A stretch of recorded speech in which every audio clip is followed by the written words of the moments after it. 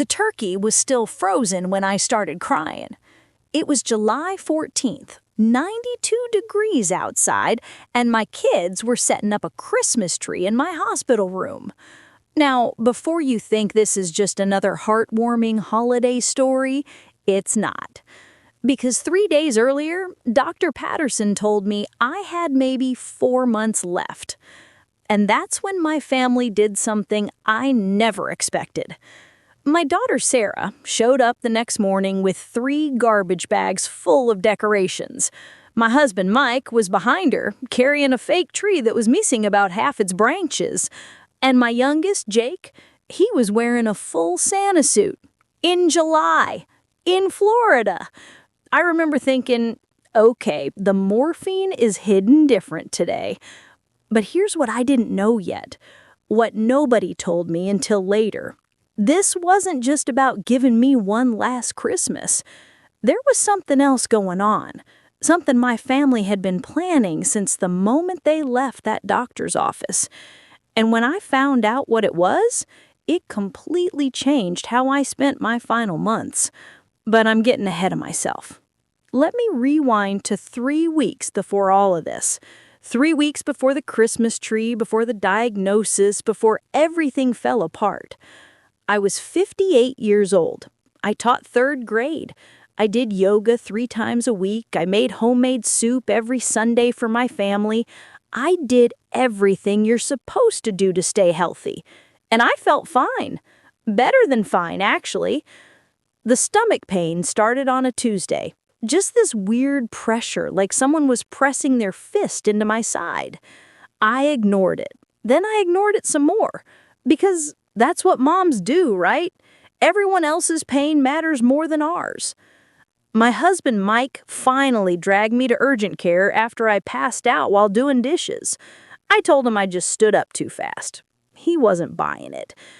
The doctor at urgent care took one look at my blood work, and his face did this thing.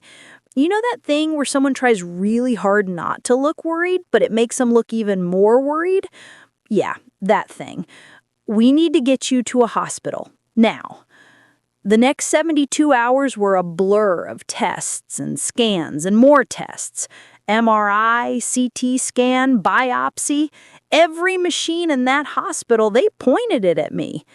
Dr. Patterson came into my room on July 11th. She had this notebook with her, and she kept opening it and closing it without looking at it. That's when I knew. She sat down, took a breath. You have stage 4 pancreatic cancer. It's aggressive. It's already spread to your liver. Mike grabbed my hand so hard I thought he might break my fingers. How long? I asked. Dr. Patterson looked at her notebook, still didn't open it. With treatment, we might see you through the fall. Without it, maybe September? September. I wouldn't see Jake start high school. I wouldn't see Sarah's wedding she'd been planning for next spring. I wouldn't see Christmas. And that's when something in my family snapped. That night, Mike, Sarah, her fiancé David, and Jake had a meeting in the hospital cafeteria. I found out about this later from Jake, who apparently took notes on a napkin like they were planning a heist. Sarah said, "If Mom's not going to make it to December, we're bringing December to her." Mike, who's always the practical one, said, "That's insane." Sarah said, "I don't care." And that was that.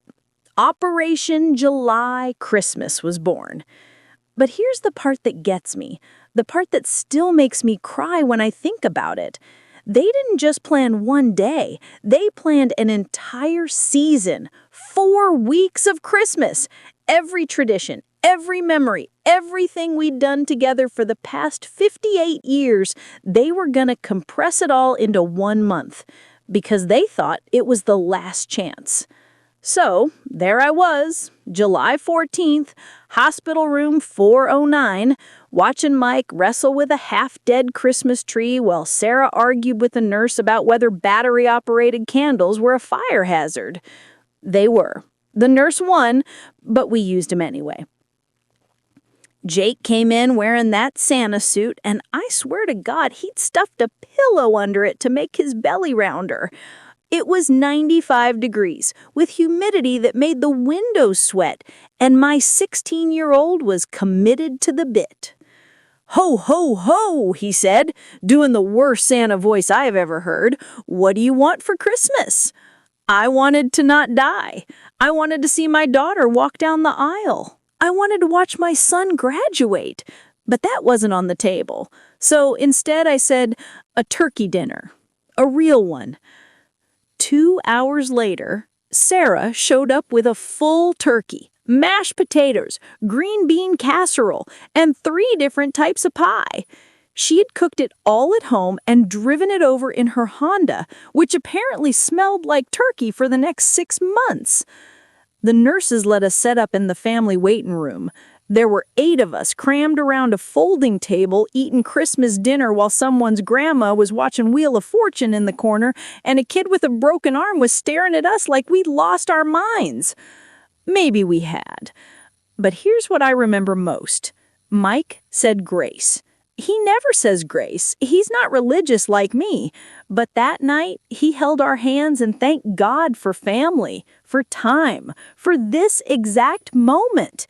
His voice cracked halfway through. The next day, Sarah showed up with wrapped presents.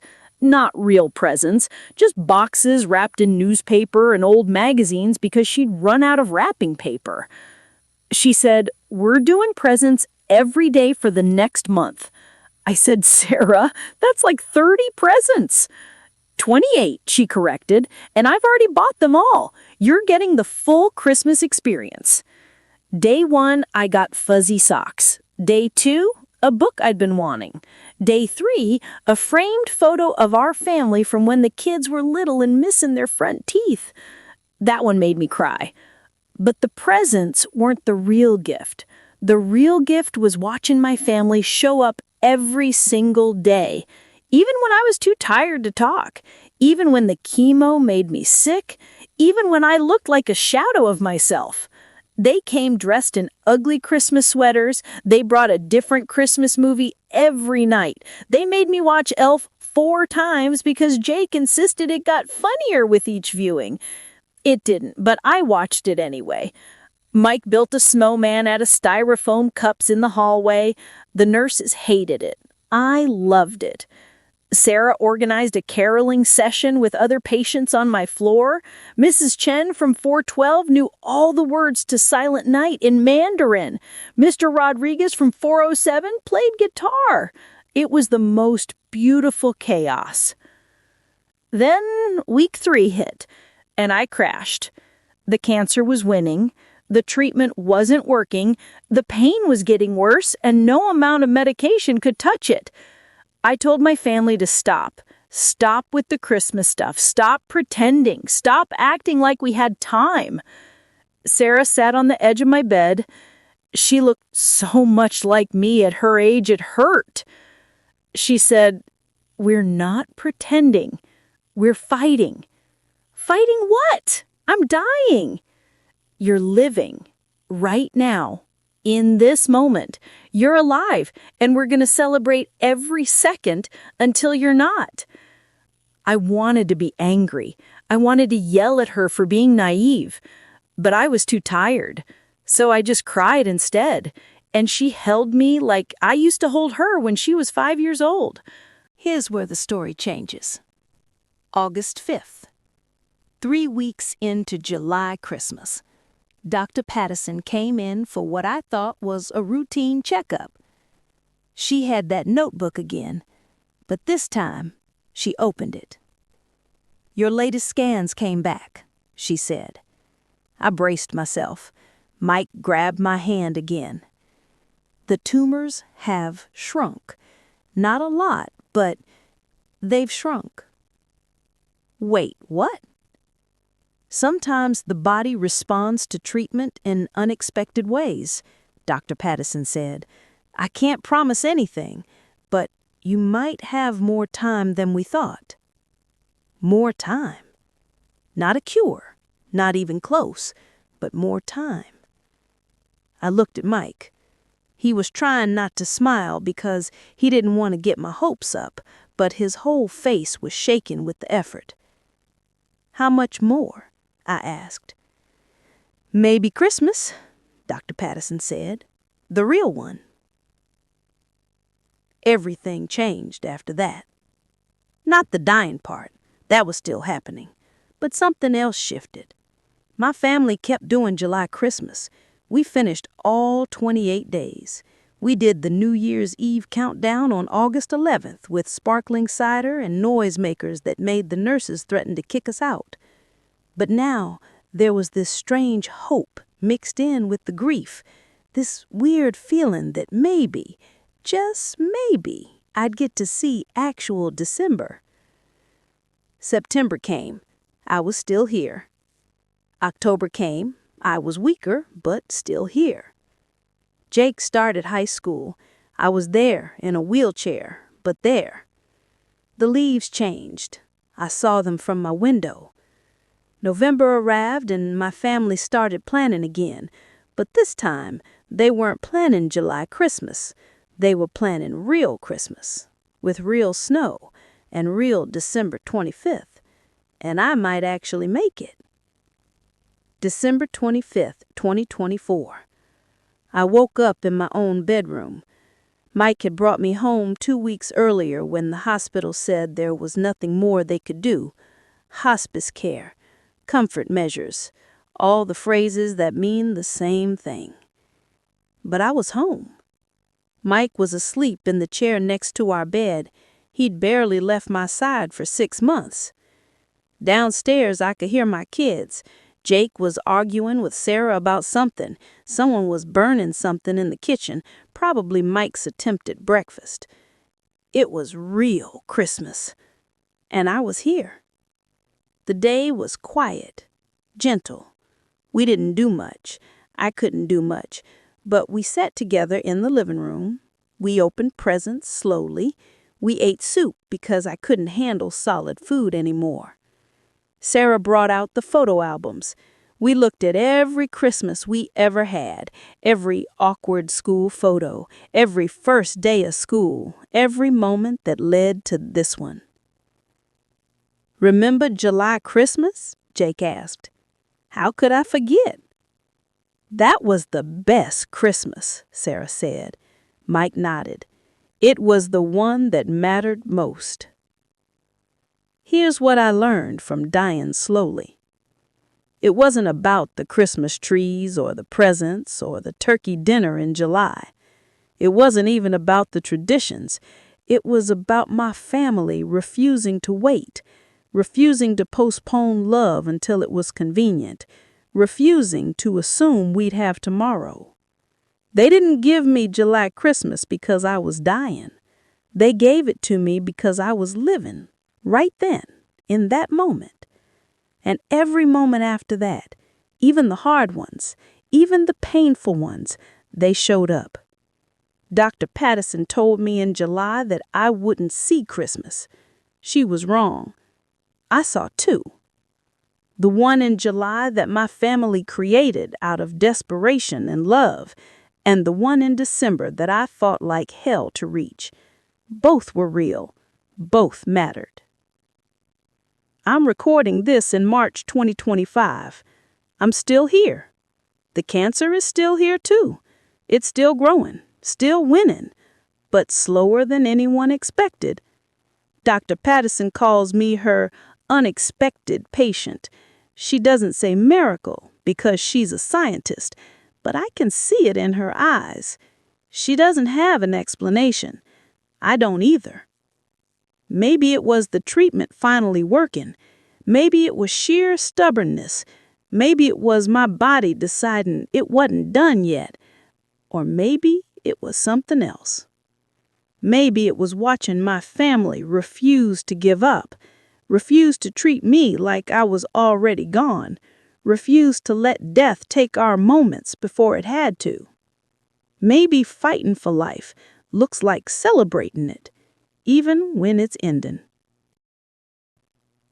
I think about July Christmas a lot. about Sarah showing up with garbage bags full of decorations, about Jake in that ridiculous Santa suit, about eating turkey in a hospital waiting room while someone's grandma judged us, about my family choosing love over fear. Because here's the thing. They could have spent those weeks crying, planning my funeral, saying goodbye in slow motion. Instead, they said hello, over and over again, every single day. Hello, let's make another memory. Hello, let's have another laugh. Hello, you're still here, and that matters. If I've learned anything from dying slowly, it's this. We're all terminal, every single one of us. The only difference is some of us know our expiration date and some of us don't. And knowing mine, it didn't ruin my life. It woke it up. I don't know how much time I have left. Could be days, could be months, could be longer. But I know this, I'm not waiting for Christmas anymore. I'm not waiting for the right moment to tell my kids I love them. I'm not waiting for tomorrow to do the thing I've been putting off. I'm not waiting for life to be less scary or less hard or less uncertain. Because July Christmas taught me something. The people who love you won't wait either. They'll show up in July with the frozen turkey and a broken Christmas tree. They'll wear Santa suits in 95-degree heat. They'll wrap presents in newspaper and make snowmen out of cups. They'll give you Christmas in July if that's all the time you have left. So maybe the question isn't whether I'll make it to next Christmas. Maybe the question is, why are any of us waiting? My name is Linda. I was supposed to die last September. I'm still here, and every day is Christmas.